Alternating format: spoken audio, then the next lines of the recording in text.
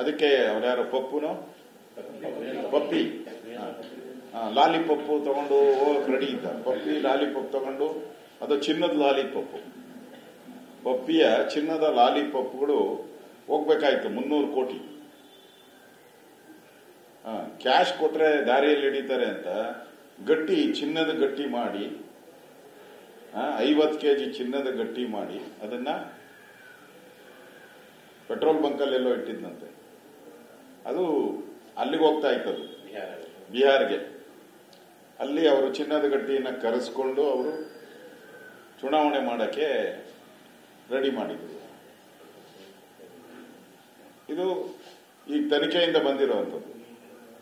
ಇದಕ್ಕೆ ಕಾಂಗ್ರೆಸ್ಸಿನ ರಾಹುಲ್ ಗಾಂಧಿ ಏನ್ ಹೇಳ್ತಾರೆ? ಕರ್ನಾಟಕ ಒಂದು ರೀತಿ ಬಿಹಾರದ ಚುನಾವಣೆಯ ಎಟಿಎಂ. ಇದು ನೇರ ನನ್ನ ಆಪಾದನೆ. ಇದು ಕರ್ನಾಟಕ ಸರ್ಕಾರ ಬಿಹಾರ್ ಚುನಾವಣೆಯ ಪೂರ್ತಿ ಖರ್ಚು ವೆಚ್ಚನ ನೋಡ್ಕೊಂತೀನಿ ಅಂತ ಒಪ್ಕೊಂಡಿದ್ದಾರೆ. ಇದು ಪಕ್ಕಾ ಮಾಹಿತಿ. ಅದರ ಪ್ರಕಾರ ಇಲ್ಲಿ ಈಗ ಡಿನ್ನರ್ ಪಾರ್ಟಿ ಕರೆದಿರೋದು ಅದಕ್ಕೆ ಮುಖ್ಯಮಂತ್ರಿ.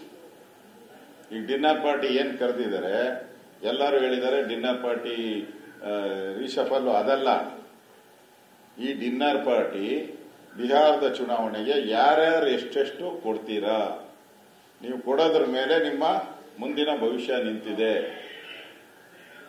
ಅದಕ್ಕೋಸ್ಕರ ಊಟ ಕೊಟ್ಟು ಈ ಪಪ್ಪಿ ಇದ್ನಲ್ಲ, ಆ ತರ ಚಿನ್ನದ ಹೊಳೆ ಬಿಹಾರದಲ್ಲಿ, ಕರ್ನಾಟಕದ ಚಿನ್ನದ ಹೊಳೆ ಬಿಹಾರಕ್ಕೆ ಕರೆಸುವಂತ ಒಂದು ಸ್ಕೀಮ್ ಇದೆ. ಕರ್ನಾಟಕದ ಚಿನ್ನನೆಲ್ಲ ಇಲ್ಲಿ ಚಿನ್ನಕ್ಕೆ ಸಿಗ್ತಾನೆ ಇಲ್ಲ. ಇಲ್ಲಿ ಮಾರ್ಕೆಟ್ ಅಲ್ಲಿ ಚಿನ್ನದ ಬೆಲೆ ಗಗನಕ್ಕೆ ಹೋಗಿದೆ. ಹಿಂಗೆಲ್ಲ ಕೂಡಿಕೊಂಡ್ರೆ ಇನ್ ಗಗನ ಕಲ್ದಿರ ಇನ್ನೆಲ್ಲಿ ಹೋಗ್ತದೆ? ಇಡೀ ಕರ್ನಾಟಕದ ಎಲ್ಲ ಚಿನ್ನವನ್ನ ಬಿಹಾರಕ್ಕೆ ಕಳಿಸುವಂತ ಒಂದು ಷಡ್ಯಂತ್ರವನ್ನ ಕಾಂಗ್ರೆಸ್ ಪಾರ್ಟಿ ಮಾಡಿದೆ. ದುಡ್ಡು ತಗೊಂಡೋದ್ರೆ ಹಿಡಿದಾಕ್ಬಿಡ್ತಾರೆ, ಚಿನ್ನ ಕೊಟ್ರೆ ಹಿಡಿಯಕ್ಕಾಗಲ್ಲ ಇವ್ರ ಕೈಲಿ ಅಂತ ಮಾಡಿರುವಂತ ಸ್ಕೀಮ್ ಇದು.